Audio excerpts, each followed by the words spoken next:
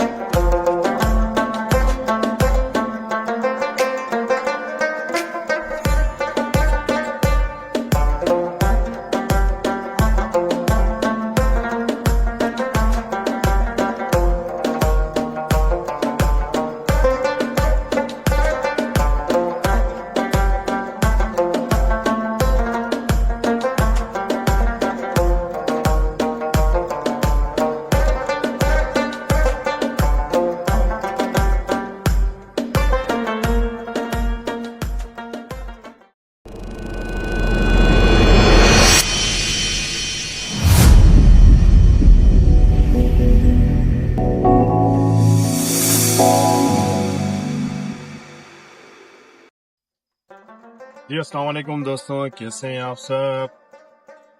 तो दोस्तों सफ़र हमारा कंटिन्यू चल रहा है और अब हम पेंसिल्वेनिया से निकल चुके हैं और डीसी की तरफ रवाना हुए हैं। डीसी से हमने आगे मैरीलैंड की तरफ, मैरीलैंड से सीधा डेलावेयर, वहाँ हमारे ख़ास दोस्त हैं, उनसे मुलाकात करनी है और यहाँ कुछ और दोस्त हैं वर्जीनिया और डीसी में, इनसे भी मिलते हुए हमने आगे निकलना है। और अभी तक हमें जो है लाइव स्नो जो है वो बंद हो चुकी है, तो मगर कि लाइव स्नो को फॉलो किया जा रहा है। इंशाल्लाह वहाँ तक हम पहुँचेंगे और उसमें जो हमने कैंपिंग वगैरह करनी है वो ड्रामा जो शुरू होगा उसमें कुछ सरप्राइजेस हैं हमारे पास आपके लिए और कुछ दोस्तों से भी जनाब वाली मुलाकातें जो हैं वो होनी है। उसमें जो गपशप है वो भी आपसे शेयर करेंगे। तो लिहाजा राइट नाउ आप ये जो साइडों पे स्नो पड़ी हुई है इसको आप देख सकते हैं, एंजॉय कर सकते हैं और ठंड अच्छी खासी है। यानी वेदर जो है ये 20-25 के दरमियान चल रहा है इस वक्त और रात की अच्छी खासी ठंड थी यहाँ पे और लोकल में काफ़ी स्नो पड़ी हुई है।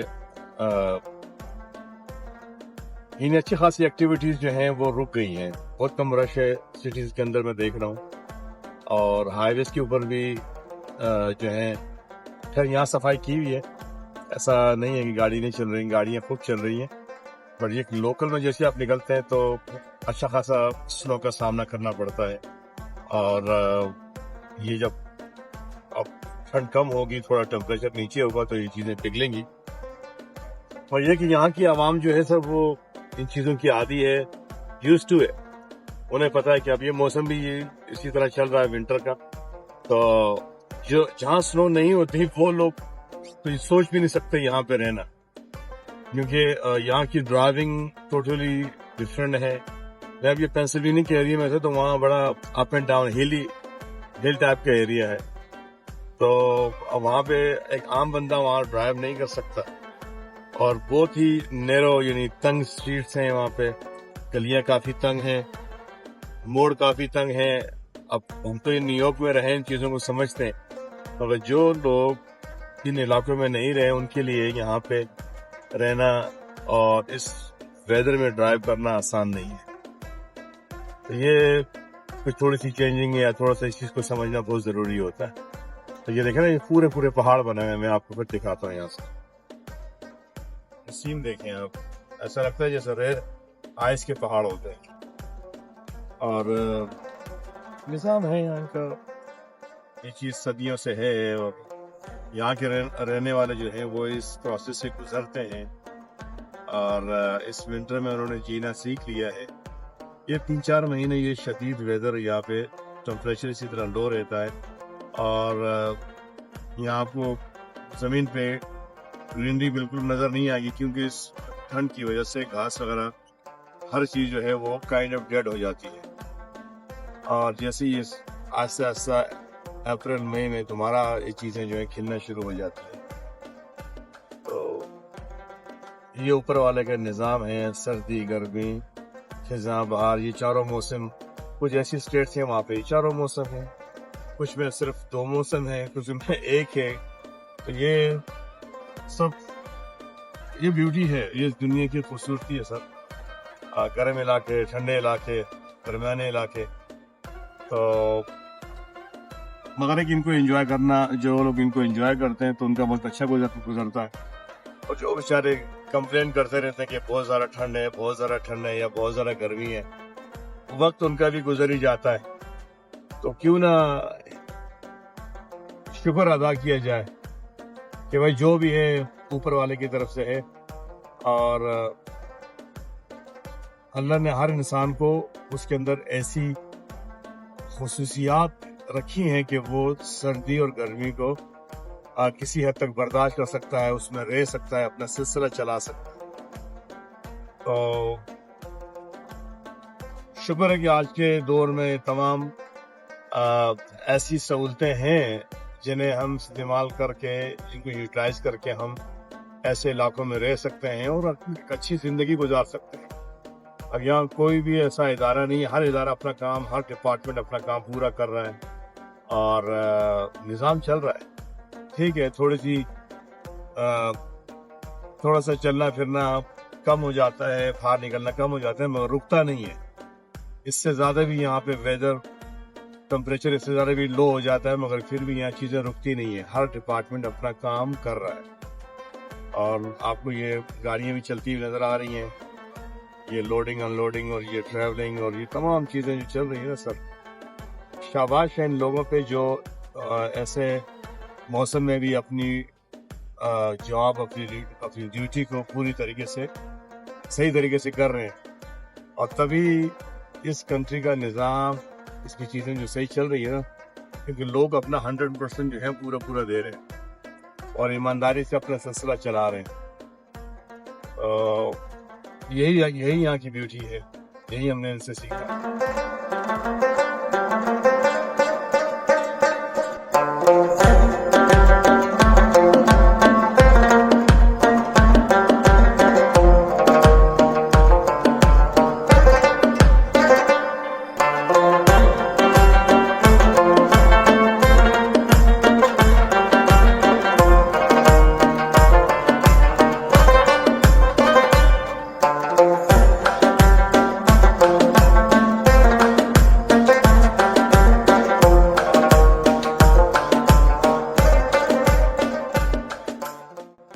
हालत ये बनी हुई स्नो की यार, ये फोटो स्नो यहाँ हुई है। लेवल देखें आप, रात का टाइम है, अच्छी खासी ठंड चल रही है।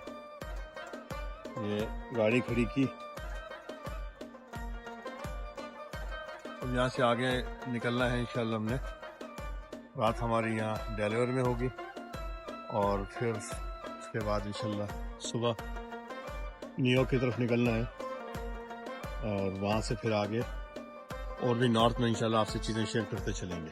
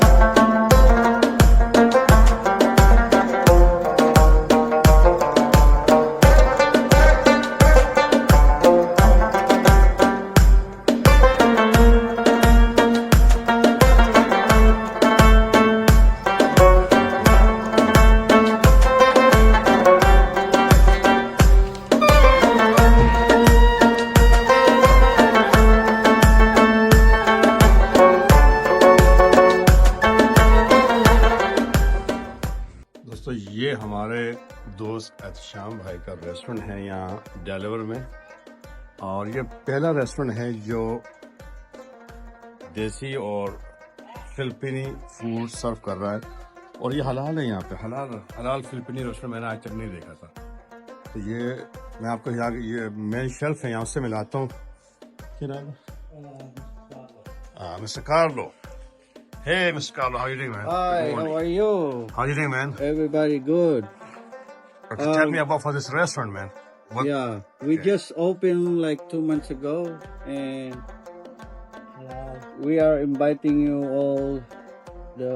And I heard this is the first Filipino halal restaurant. Filipino restaurant here in Delaware.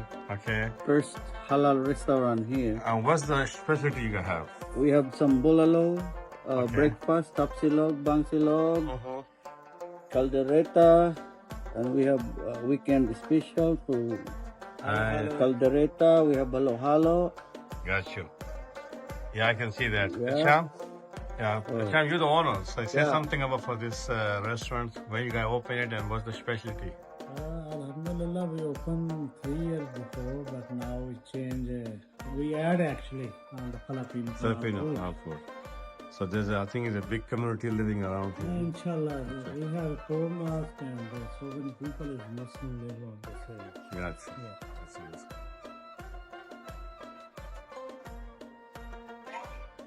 Yeah. ये इनका रेस्टोरेंट है। हम आए यहाँ से बैठे, खाया पिया, मुलाकातें रही, और जैसे कहते शाम के साथ तो हमारा ताल्लुक बहुत पुराना है, और इनके साथ Pizza.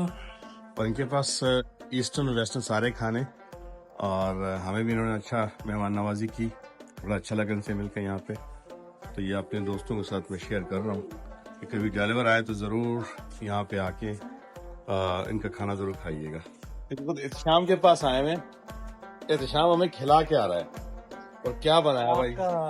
यह एहतशाम हमारे कैप्टन रह चुके हैं पाक पंजाब के, और न्यूयॉर्क में हम इतना अर्सा साथ गुजारा, और इनका ये पूरा सेटअप है यहाँ डेलावेयर में। दिखाऊंगा आपको। आते साथ ही अब मुख्तलिफ चीजें बन रही हैं। तो स्टार्ट उन्होंने अजीब से पिज्जे से किया, मैंने तो आज तक जिंदगी में कभी ऐसा पिज्जा नहीं खाया। कितनी चीजें मिक्स की हुई हैं, और अभी कुछ चीजें तैयार हो रही हैं। अब ये स्पेशल इनका पूरा सेटअप है, ये मैं आपको आगे से भी दिखाऊंगा कि इनका पूरा सेटअप है क्या।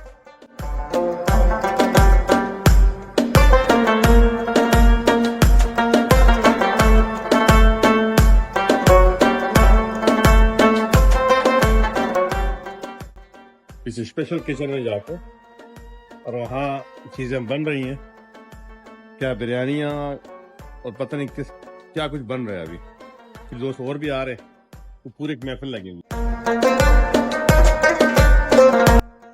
अच्छा जी, अब ये देखें, ये एक स्पेशल फिश के साथ कुछ बेकिंग फिश बन रही है, और मुख्तलिफ चीजें ट्राई की जा रही हैं कि ये सारी चीजें हमने ट्राई करनी है, और ये हमें चखाई जा रही हैं। और ये बड़े अच्छे कुक खुद ही बनाते हैं सब कुछ। तो आज देखते हैं। और ये मुलाकात थी शाम से कि कितने सालों बाद हो रही है। हमने न्यूयॉर्क में तकरीबन 30 साल क्रिकेट साथ खेली, और हमारे कैप्टन हुआ करते थे। हम 3 बार चैंपियन भी बने न्यूयॉर्क स्टेट के, और इनकी स्पिन बॉलिंग और इनकी बैटिंग बड़ी मशहूर थी, और है अब भी खेलते हैं, लोकल भी खेलते हैं, मास्टर्स के अंदर भी खेलते हैं। और इनका सेटअप है, इनके बिजनेसेस हैं माशाल्लाह। और काफ़ी बार मैं तो ये विंटर ट्रिप पे निकला हुआ था, तो यहाँ से गुजरना था, तो भी इनकी स्पेशल रिक्वेस्ट थी कि काफ़ी अर्सा मुलाकात नहीं हुई। अब ये खाने बना के हमें खिला रहे हैं, और इंशाल्लाह इनके साथ अब गपशप रहेगी आज रात को, और फिर आगे निकलेंगे इंशाल्लाह।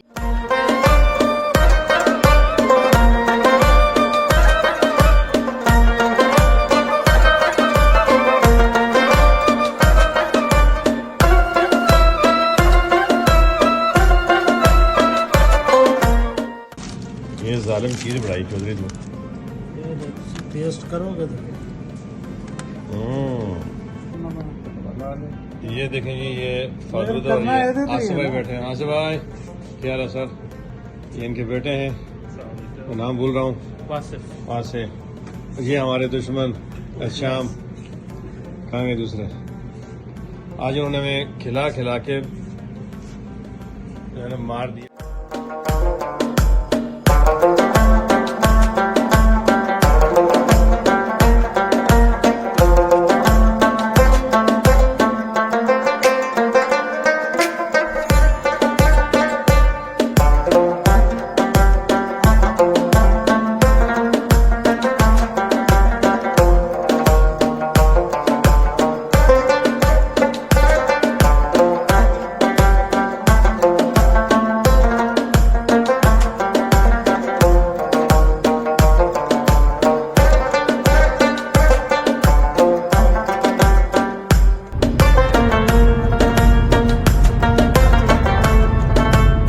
यहाँ भी वेदर जो है वो टेम्परेचर अच्छा खासा लो है, तो आप देख भी लेंगे side of the foot 2-3 foot snow पड़ी हुई है, मगर कि बाकी अभी लाइव स्नो नहीं हो रही। और मैं लाइव स्नो को फॉलो कर रहा हूँ और कुछ वेदर में कुछ न कुछ दिखा रहे हैं कि शायद इस वीकेंड में कुछ न्यूयॉर्क की तरफ हो रहा है, तो देखते हैं कि वहाँ पे क्या कहानी है। और वहाँ नहीं होगा तो सब और भी नॉर्थ में जाएंगे, चाहे बोस्टन की तरफ जाना पड़े और वहाँ से आगे सीधा कोई कनाडा की तरफ भी रुख किया जा सकता है, मॉन्ट्रियल से वहाँ से देखते हैं बफलो की तरफ, टोरंटो है सामने, नायग्रा फॉल वगैरह को देखा जा सकता है। और फिर उसके बाद शिकागो, सारा एरिया नॉर्थ के जितना भी कनाडा के साथ साथ जो एरिया चल रहा है ना, तो यहाँ पे इस पर ठंड है और सही पीक पे विंटर चल रहा है। और लाइव स्नो जो होनी थी वो इसमें भी हो चुकी है, बहुत बड़ा स्ट्रोक गुजर चुका है। और देखते हैं कि लाइव जहाँ होती है वहाँ इंशाल्लाह आप लोग को वो भी दिखाएंगे और साथ साथ कुछ लोगों से मुलाकातें हैं, वहाँ भी कोई हमारी गैदरिंग होगी इंशाल्लाह, वो भी शेयर होती चलेगी। कंटिन्यू ड्राइविंग चल रही है 3 दिन से तकरीबन, तो आगे देखिए क्या होता है। आई होप कि आप लोग एंजॉय कर रहे हैं।